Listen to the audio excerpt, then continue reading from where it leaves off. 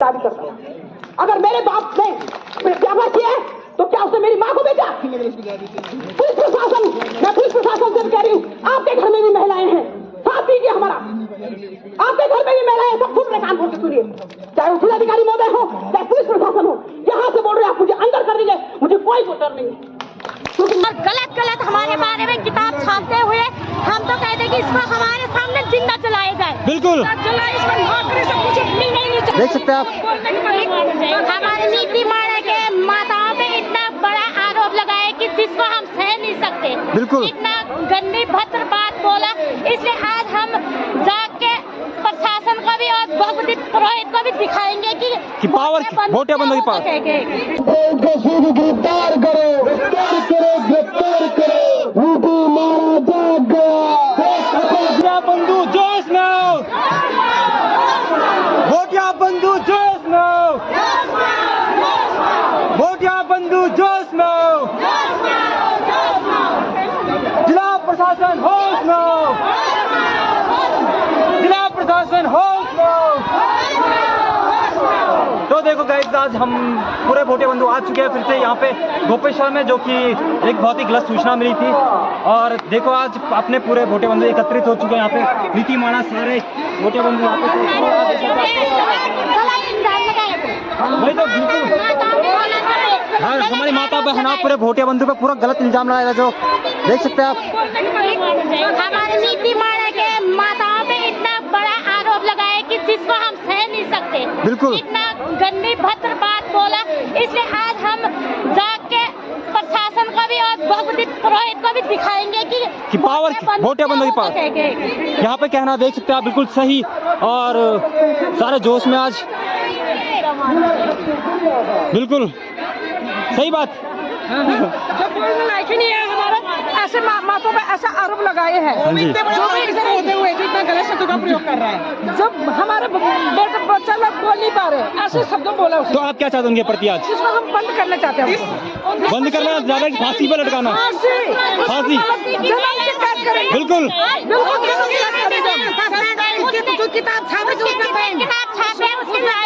किताब हटाई जाए, किताब के साथ उसको भी जला दिया जाए। बिल्कुल सही बात।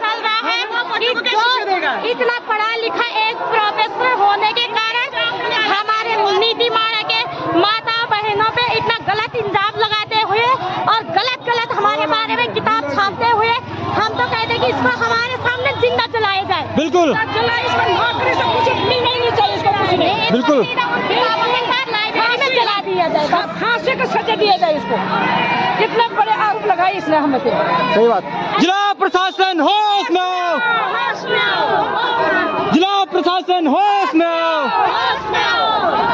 तो देखो गाइस, आप यहाँ पे का क्राउड देखो, बिल्कुल जिंदगी टक्कर से तुम्हारा नारा है, तो कंदरा मुर्दाबाद, मुर्दाबाद, मुर्दाबाद, भगवती प्रसाद रोहित मुर्दाबाद, मुर्दाबाद, मुर्दाबाद, भगवती प्रसाद रोहित को बर्खास्त करो, बर्खास्त करो, बर्खास्त करो, भगवती प्रसाद रोहित को बर्खास्त करो, बर्खास्त करो, बर्खास्त करो। मातृ शक्ति का ये अपमान नहीं सहेंगे। जनजाति का हनन हुआ तो ढूंढेगा सड़कों पे, जनजाति का हनन हुआ तो यहाँ पे आप सारे युवा जुड़े हुए पूरे क्रोध में, देखो आप देख सकते हो पूरे ऐसा क्रोध बंद करो, देख सकते हो। बंद करो, बंद करो, जातियों का शोषण करना बंद करो, बंद करो, बंद करो। जिला प्रशासन होश में, होश में, होश में, पुलिस प्रशासन होश में, होश में, होश में। भगवती प्रसाद पुरोहित मुर्दाबाद, मुर्दाबाद, मुर्दाबाद। प्रसाद पुरोहित को शीघ्र गिरफ्तार करो, नीति माना जाग गया, एक अपराधी भाग गया, नीति माना जाग गया, एक अपराधी भाग गया। मातृ शक्ति का ये अपमान नहीं सहेंगे, नहीं सहेंगे, मातृ शक्ति का ये अपमान नहीं सहेंगे, नहीं सहेंगे। भगवती प्रसाद पुरोहित मुर्दाबाद, मुर्दाबाद, मुर्दाबाद, भगवती प्रसाद पुरोहित मुर्दाबाद, मुर्दाबाद, मुर्दाबाद। गौरा देवी अमर रहे, अमर रहे। अमर रहे। जिंदाबाद जिंदाबाद जिंदाबाद जिंदाबाद द्रौपदी मुर्मू जिंदाबाद जिंदाबाद जिंदाबाद द्रौपदी मुर्मू जिंदाबाद जिंदाबाद जिंदाबाद। जूते मारो सालों को।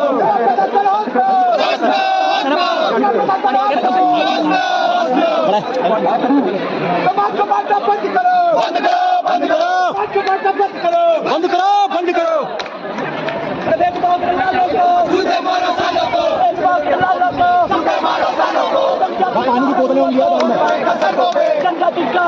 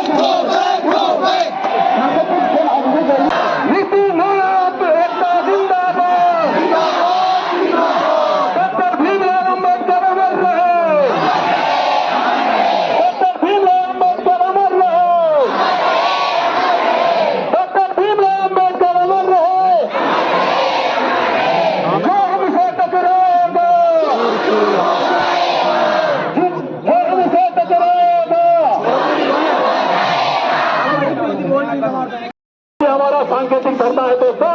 इसके बाद हमारा अगला आपको पता है विधानसभा सत्र होने वाला है। विधानसभा सत्र में घेराव किया जाएगा पूरा उत्तराखंड को जनजाति बोलों के द्वारा। अनुसूचित जाति अनुसूचित जनजाति मूल निवासी पिछड़ा वर्ग के तरफ से आगे आगामी विधानसभा का घेराव किया जाएगा।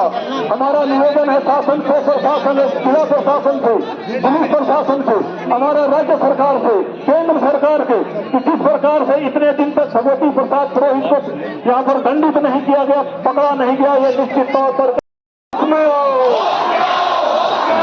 जिला प्रशासन हाथ में हो,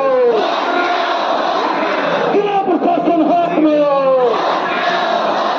प्रदेश सरकार हाथ में हो, प्रदेश सरकार हाथ में हो। हाथ में तुमको आना होता, हाथ में तुमको आता होता। अभी तो यह लड़ाई है, अभी तो यह लड़ाई है। बहुत बहुत हमारे समाज के ऊपर आघात हुआ तो हम सब एक हुए। मैं आप लोगों से पूछना चाहता हूँ, क्या हम सब अपनी मांगों को लेकर एक होना चाहते हैं? आवाज जोर से आनी चाहिए। क्या हम सब अपनी मांगों को लेकर एक होना चाहते हैं? तो जोर से बोलिए, जनजाति एकता, जनजाति एकता। और मैंने सुना है कि पुरोहित जी अभी रुड़की में है, तो आप लोगों की आवाज रुड़की तक जानी चाहिए। जनजाति एकता, जनजाति एकता। और बात करते हैं इतिहास की, तो जनजाति का इतिहास बहुत ही गौरवशाली है। आज हम नौकरियों पर ऊंचे ऊंचे पदों पर हैं, लेकिन एक समय ऐसा था जब हम नौकरियां देते थे। 1962 के युद्ध के बाद हमारा व्यापार हमसे छिन गया, इसलिए हमें रिजर्वेशन मिला, इसलिए हमें आरक्षण मिला और इसलिए हम नौकरियां करते हैं। वरना तो हम नौकरियां देने वाले हैं और उसके आरक्षण को बार बार हमारे ऊपर सौंपा जाता है। मैं आज सबको इस मंच से ये बात बोल देना चाहता हूँ, मेरे सारे युवा साथी यहाँ पर हैं, कि हमें एकजुट होना पड़ेगा और हर क्षेत्र में आगे आना पड़ेगा। चाहे वो शिक्षा का क्षेत्र हो, चाहे चिकित्सा का क्षेत्र हो, चाहे वो राजनीति का क्षेत्र हो, हमें हर क्षेत्र में आगे आना पड़ेगा। तभी जाके जनजातियों की बात सुनी जाएगी, वो प्रयास सुनी जा रही है। और ये जो आघात हुआ है आप सभी को पता होगा, हमारी राष्ट्रपति महामहिम जनजाति समाज से आती है कि नहीं आती है? एवरेस्ट जो दुनिया की सबसे ऊंची चोटी है 8,850 मीटर, उस समय 8,848 मीटर था। उस पर हिंदुस्तान की जिस महिला ने सबसे पहले बार आरोहण किया वो जनजाति से आती है, और पूरे विश्व भर में भारत के पर्यावरण से रिलेटेड जो भी आंदोलन सबसे ज्यादा फेमस है, चिपको आंदोलन, उसका मुख्य चेहरा जनजाति से आता है। तो ये आघात सिर्फ मुझ पे नहीं, ये आघात उन सब पर भी है। तो क्या हम इस आघात के खिलाफ चुप रहेंगे? और अगर ये लड़ाई लंबी चली तो क्या हम अपनी हाजिरी दर्ज कराएंगे कि नहीं कराएंगे? जनजाति एकता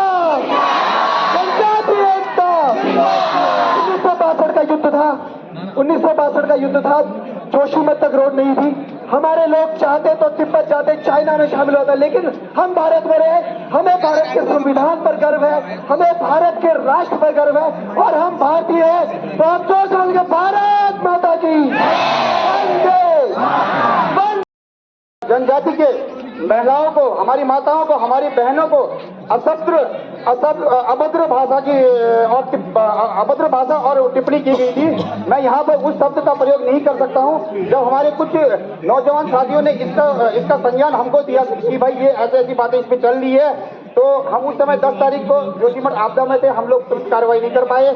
17 तारीख को जब हम यहाँ पे आए तो हमने गोपेश्वर थाना में हमारे एसओ साहब सामने खड़े हैं, उनको मैंने एक कंप्लेंट दी कि साहब ऐसी की बात है, और ये जो व्यक्ति अमुक व्यक्ति है, ये कोई ऐसी छोटी मोटी मतलब अशिक्षित नहीं है, कम पढ़ा लिखा नहीं है, एक बहुत बड़ा इंस्टीट्यूट में वो महाविद्यालय में पढ़ाता है, डॉक्टर है, पीएचडी किया हुआ है। जिन्होंने हमारी जनजाति की जो महिलाएं हैं उनके प्रति ऐसी शब्दों का अभद्र प्रयोग किया है, तो इनके प्रति हमें एफआईआर दर्ज करनी है।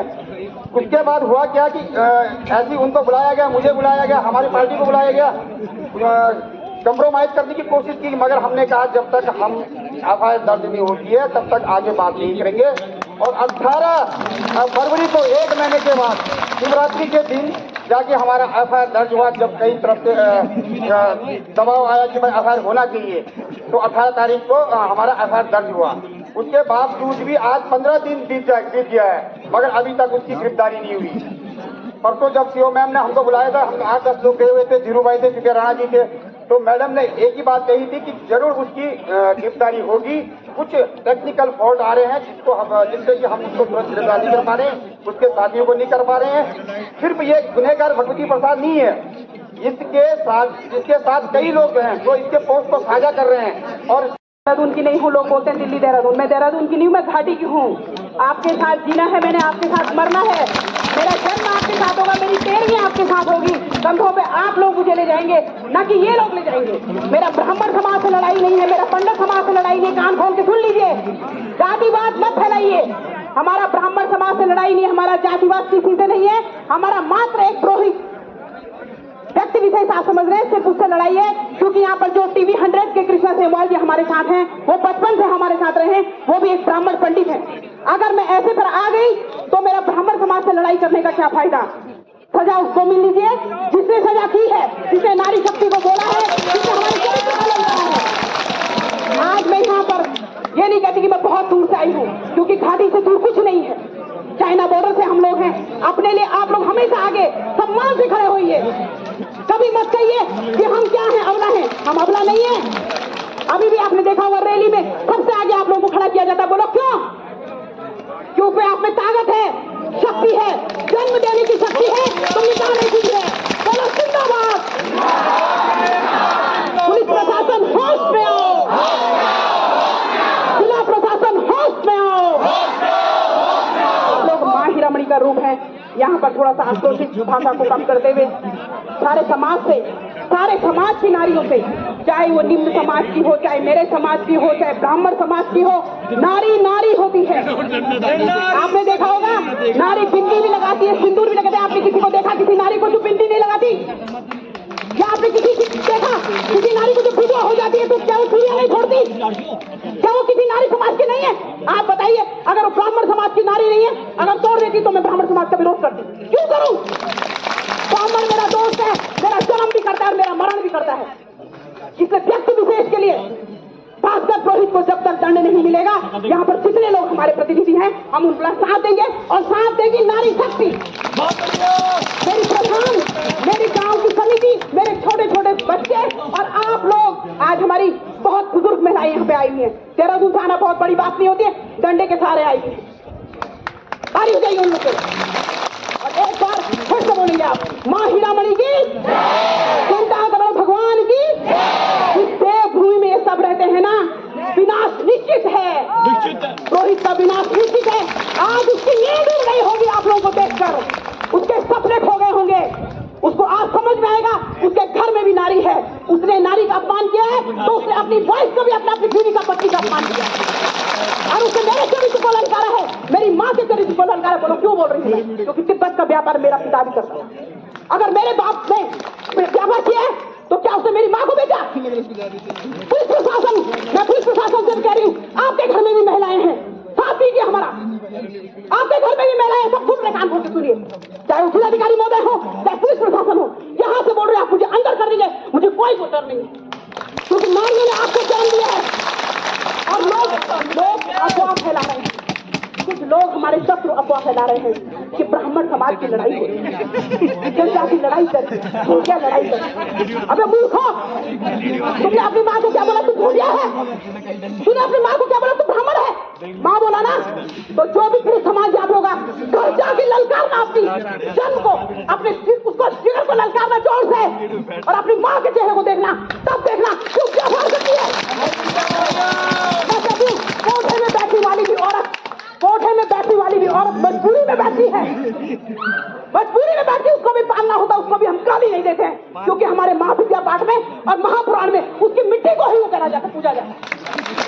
तो इसलिए नारियों से मेरा सम्मान है, माँ हीरामणि को करते हुए सारे हमारे जितने भी हैं, आप मेरे बड़े हैं, जितने भी मेरे बड़े लोग हैं, सभी को सम्मान करते हुए नारी सम्मान को एक बार जिंदाबाद।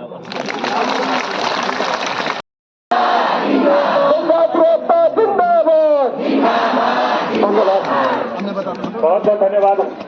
हमारे बहुत परेशान हूँ इस बात में, आप लोग जोशी मटाए जनजाति के लोग मेरी हेल्प करने के लिए मैं आप लोगों का सब धन्यवाद करता हूँ। ये नौजवान लोग आए मेरे, मैं धन्यवाद करता हूँ आप लोग। तो ये शांति धरना प्रदर्शन है और उग्र होगा, उसकी जवाबदारी आप शासन प्रशासन की होगी, क्योंकि बच्चन सिंह हत्याकांड, राम सिंह हत्याकांड, नंदप्रयाग गोलीकांड, एक बार फिर आप लोगों को सरकार को मैं याद दिलाना चाहता हूँ, ऐसा नहीं हो आप लोग हम पर गोली चलाएं और आप ईंट से ईंट बजा देगा ये समाज। किसी के साथ जय हिंद, धन्यवाद मेरी माता। बहुत बहुत धन्यवाद राणा जी, आप काफी भावुक भी हो रहे हैं और हमारा भी निवेदन है शासन से, प्रशासन से कि कृपया वो जो जोशीमठ में जिस प्रकार से ये भूदशा हो रहा है उस पर जरूर ध्यान दें और ठाकुर सिंह राणा जो कि काफी परेशान भी हैं उन्हें उनकी मुआवजा देने की कृपा करें। और यहाँ पर एक बार मैं धन्यवाद देना चाहता हूँ, जैसे हमारे पहले वक्ता ने भी कहा है कि श्री दिनेश सिंह रावत जी, जिन्होंने फेसबुक के माध्यम